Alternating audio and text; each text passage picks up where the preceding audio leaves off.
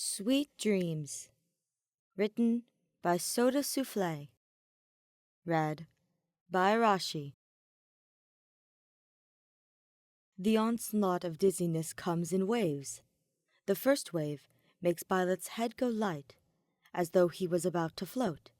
His body hardens into lead, and he can't find his bearings. In the next wave, he is seeing circles. What is he doing? Oh, that's right, taking care of bandits that had taken a village hostage near the monastery. Byleth vaguely remembers receiving the request for help at the break of dawn. Hordes of bandits seeking to expand their influence are nothing out of the ordinary, but they might pose a serious threat if left unchecked. A team was swiftly organized for this quick mission, mostly consisting of Byleth and students who were early risers or happened to be awake. He is able to retrace the lines of his memory that far. That alleviates a part of his worries. What comes after that? He surveys his vast surroundings, squinting through the haze. There's Felix at the front lines, cutting down every enemy that enters his field of vision with a clean slice of his sword. There is Sylvain, in armor mounted on a sturdy horse, wielding a silver lance. When he is not hollering or charging at his opponents, he is directing the villagers to safety with his charismatic smile. Lysithea has just dispersed another gathering group of bandits via Swarm Z, and beside her, Shamir deals damage by steadily firing arrows from behind a debris of rocks. The rest of his view is splattered red in blood. Drifting his shaky gaze over to the fringe of the village, now reduced to ruins, Byleth spots the familiar silhouette of Linhardt, leaning over Ash in the shade of an oak tree. Ash winces a little as he examines his left leg, but after the healer applies magic over the wound, Ash looks amazed and gives him a thumbs up. The two of them proceed to be absorbed in a chat. Linhardt is keeping busy healing the casualties and staying away from direct physical conflict, as usual.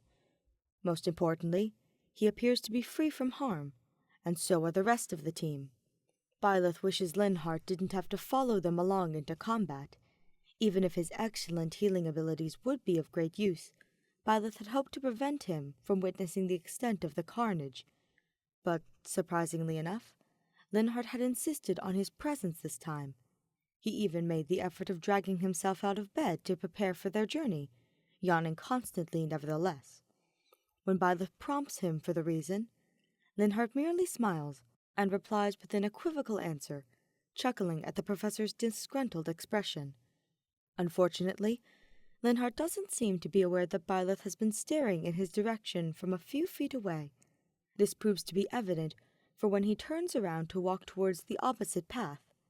It is also at this moment that Byleth begins to take serious notice of his critical condition as Linhardt's back begins to shift out of focus. Strange. Byleth doesn't feel the oozing of blood or the burning of pain in any part of his body, not so much as a scratch. But no matter how many times he rubs his eyes or shakes his head, the blurriness of his vision refuses to go away. Baffled, he struggles to unravel the cause. They are out in broad daylight, under the searing heat of the sun, and as far as he can remember, there have been no reports of a dark mage unleashing a fog as a means of subversion. His recollection is further confirmed by a lack of torches carried in the student's hands. If that is the case, then what sort of deviant spell was cast onto him without his knowledge?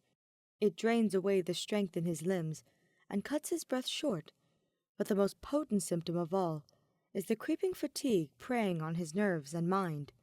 He senses not a single soul around him, yet it arrives as a sneaking attack on his consciousness. Byleth summons energy to his core to take a step forward, to reach for help. But to whom? To the green flame in the horizon? To the person who would have the most upset reaction to his current ailment? But who is he thinking of? He had never seen his mother. Sothis has ostensibly disappeared, and his precipitous drop in blood pressure prevents him from speculating further. His legs buckle under his weight, causing him to stagger. His grip on the handle of his sword loosens, and the sword of the Creator slips between his fingers like fine sand. If he had been submerged underwater, he could no longer reach the shore. He collapses. "The professor has fallen!"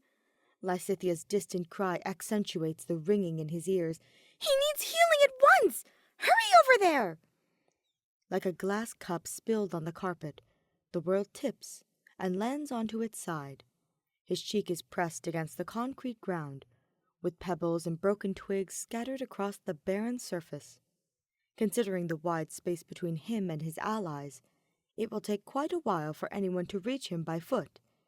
And if it's by horse, the duration may be shortened to a few seconds. But what Byleth desires most right now is rest. After enduring the grief-stricken events far beyond his control, he has come to realize that he has been tired for a long, long time.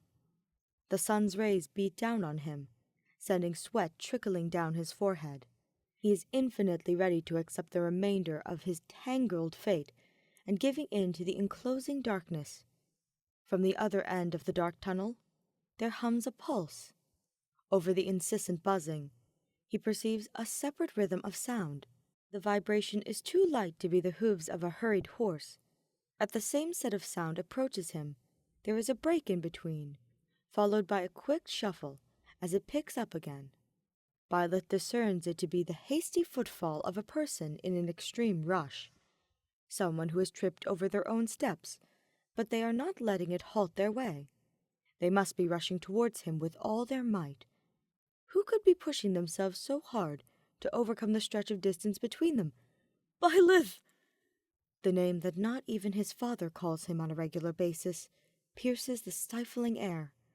He feels the gentle touch of fingers on the back of his neck, and his head is propped and laid on the soft texture of cloth.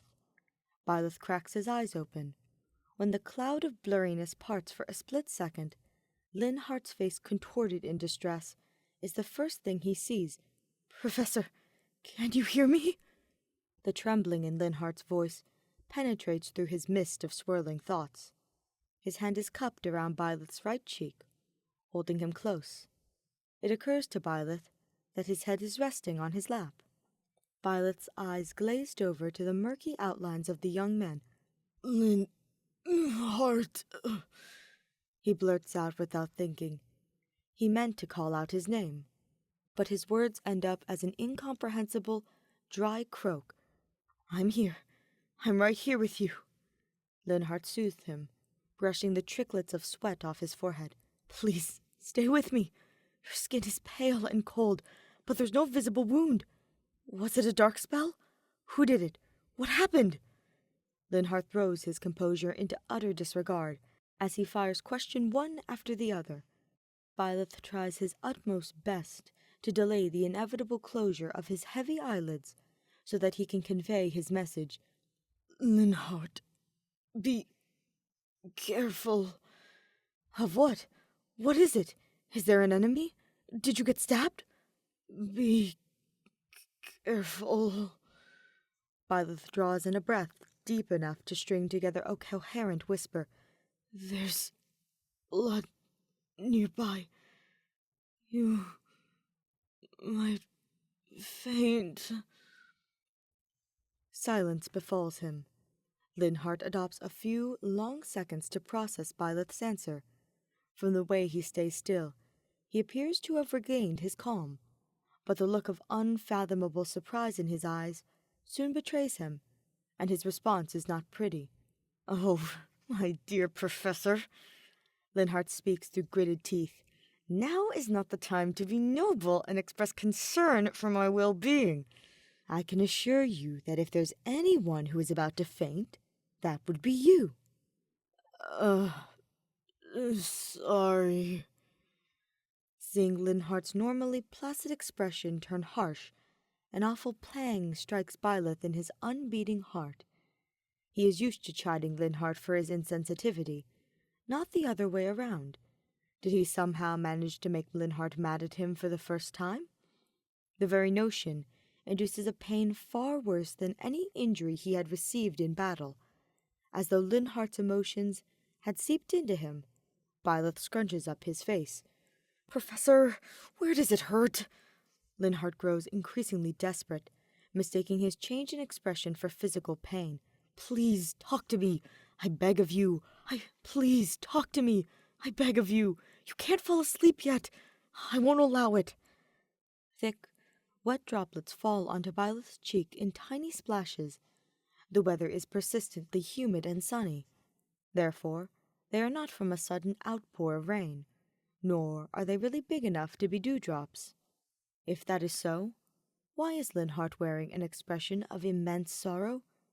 "There's a dull ache."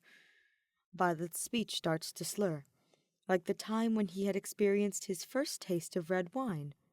Linhardt's hand tightens on his, but Byleth can't tell how warm or cold it feels, due to the tingling of numbness at his fingertips. "An ache? Where?" "In my chest." It breaks Byleth to know that he is the source of Linhardt's agony.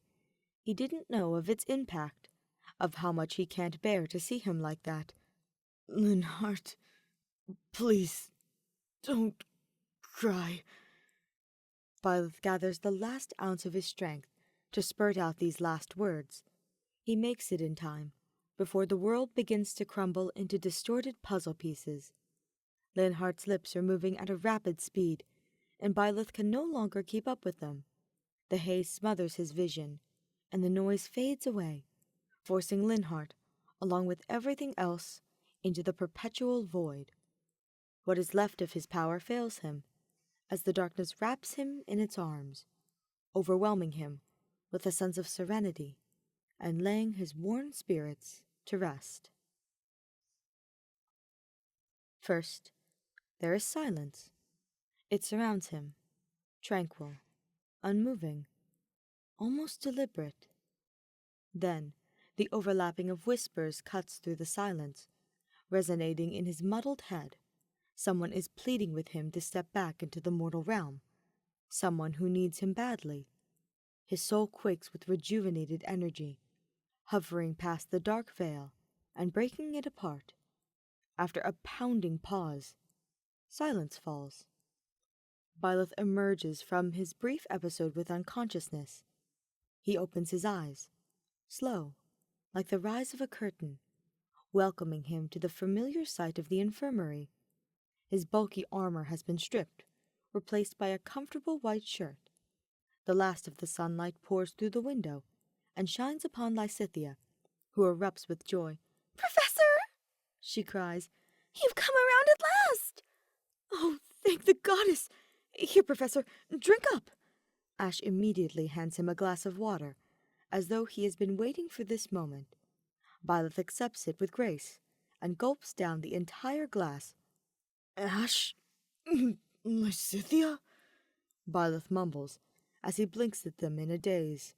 "What happened?" "After clearing the area of bandits, we focused all our attention onto healing you, Professor. But the problem is, we couldn't find any serious injuries or curses that might have led you to fainting. In fact, you seem to be perfectly well. We didn't know what to make of the situation, to be honest," Lysithea explains. "So, we carried you back to the monastery as soon as we could to ask Manuela for help." "In which Linhardt was terribly adamant about staying with you." "Can you believe the nerve of that boy? Telling that to my face when I can barely get a date to last longer than 3 nights. Ash chuckles at Manuela's light-hearted envy. "But things worked out fine. As it turns out, you were simply deprived of sleep all along. That is what made your body shut down on itself. Looks like our professor isn't always as tough as nails as we thought, huh?" Byleth leans back against the fuzzy pillow. Fainting due to exhaustion? That explained his intense dizziness without the need for a physical attack. "I see. Yet again, I've been asleep." Letting out a sigh, he is about to sweep his bangs over his forehead when he notices a light weight on his hand. Byleth glances down and sees Linhardt next to him, lying his head on the bed, fast asleep. His hand is placed on Byleth's, their fingers curled in a secure lock. To know that Linhardt remains unharmed A surge of relief courses through Byleth. But I'm glad you're all right, Professor. Lysithea smiles. Truly, we were beyond ourselves with worry. But I think the person most concerned for your health is Linhardt. You should have seen the look in his eyes when he saw you collapse. I've never seen him panic like that before. He was way more distraught than that time Annette and I set his library books on fire during magic practice. Byleth stares at her, slightly horrified. Don't worry. It was a minor accident. No one was harmed. Lysithea gives an abrupt cough before she continues. The point is, Linhardt cares about you very much, Professor. I'm sure he'll be worried to death if you faint again.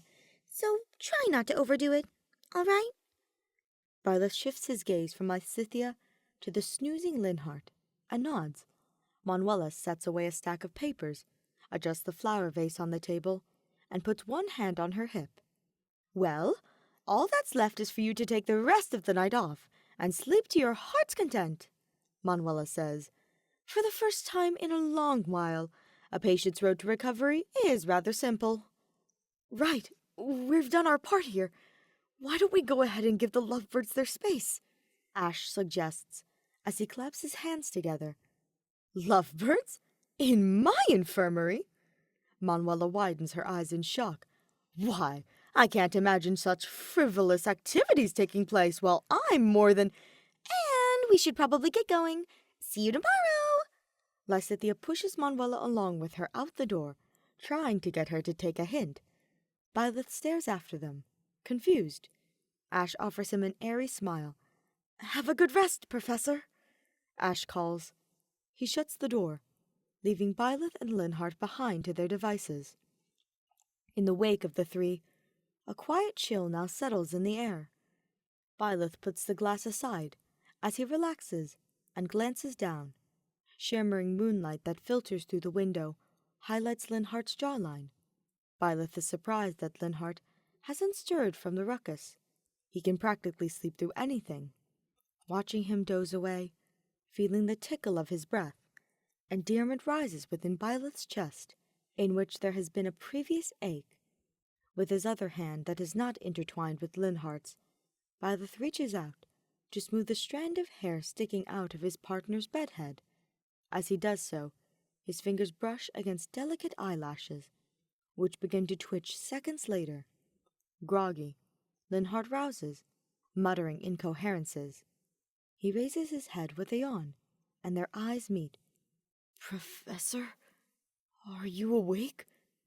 Is this real? Yes, Linhardt. Are you all right?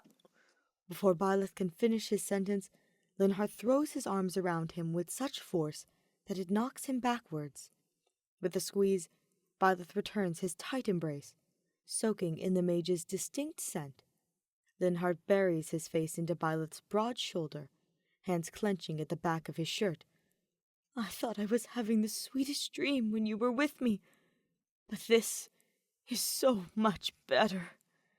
Linhardt's voice comes out muffled. How are you feeling? I'm fine.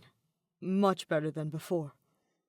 Byleth isn't certain if he's telling the absolute truth, but to him, there's something more important at hand.